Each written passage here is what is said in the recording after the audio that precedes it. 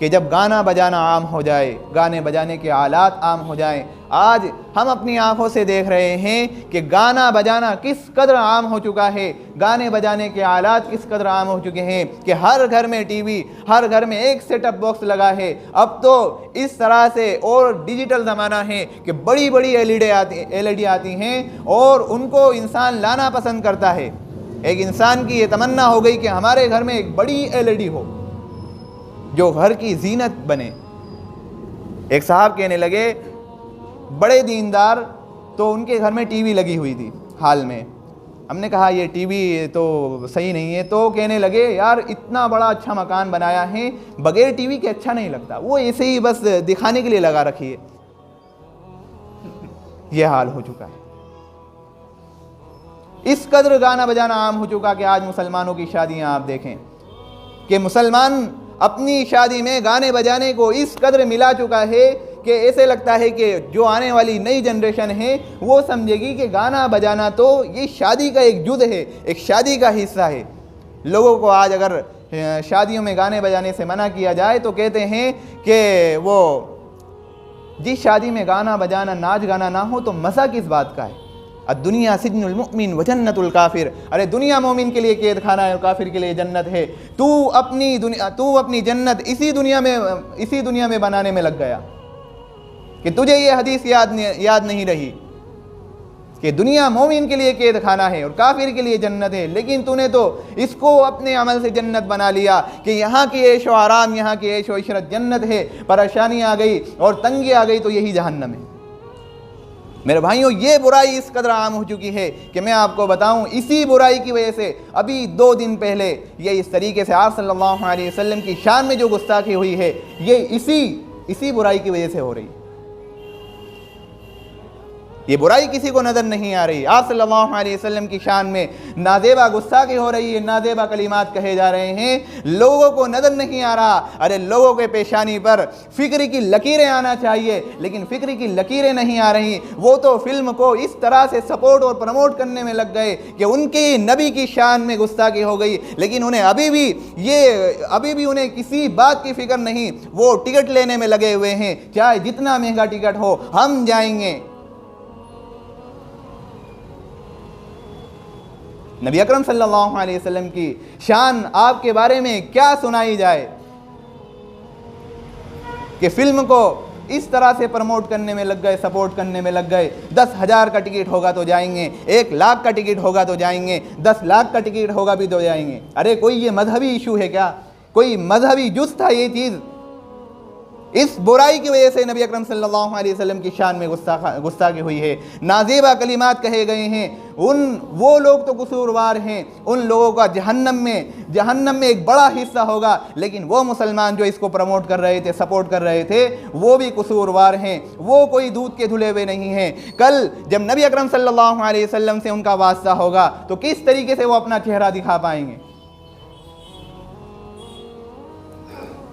अरे आप सल्लल्लाहु अलैहि वसल्लम की शान में, आप सल्लल्लाहु अलैहि वसल्लम की शान किस तरह से आपके सामने बताई जाए कि वो कितना अज़मत वाला नबी है। क्या हम उनका तज़किरा ना करें? क्या हम उनको भूल जाएं?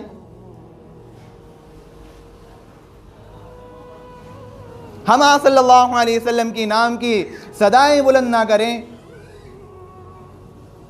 हम आप सल्लल्लाहु अलैहि वसल्लम के नाम को गली कूचियों में आपके अखलाक हमीदा को बयान ना करें? अरे कायनात में जितना कुछ है, ये दुनिया जो सजाई गई, ये जितनी रोशनियां आपको नजर आ रही है, ये जो उजाला आपको नजर आ रहा है, ये आमना के लाल के कदमों का सदका है, ये नबी के कदमों का सदका है। ये दुनिया जो सजी हुई आपको नजर आ रही है, ये जितने असबाब, जितनी फरावानी और जितनी ऐशो आराम, जो ये सब नजर आ रहा है, ये आमना के लाल के कदमों का सदका है।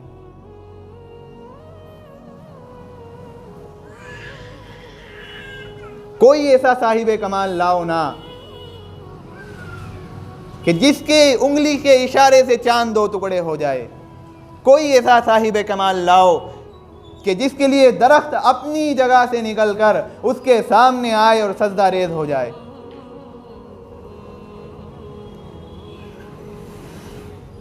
इसलिए मेरे भाइयों और अजीज़ साथियों, ये क़यामत की निशानियों में से, ये गाना बजाना जब आम हो जाए, ये बुराई जब आम हो जाए, ये सब क़यामत की निशानी में से है। लेकिन इंसान इतना गाफिल हो चुका है, इतना गफलत में पड़ चुका है कि उसको अब बुराई भी बुराई नज़र नहीं आ रही, बुराई में वो बुराई को नहीं देख रहा, बुराई में अच्छाई उसको दिख रही है। क्या सल्लल्लाहु अलैहि वसल्लम की शान में इस कदर गुस्ताखी हुई।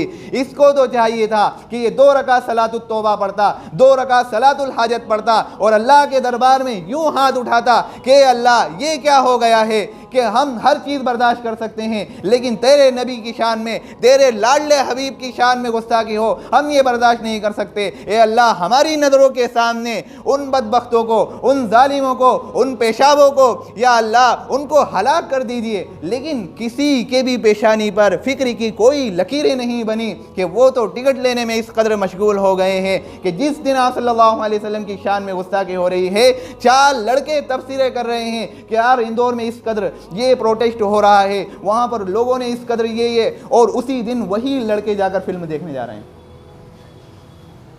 ये ईमान है हमारा। और अभी भी लोग सुनेंगे और जाएंगे, उन्हें बुराई बुराई नजर नहीं आएगी।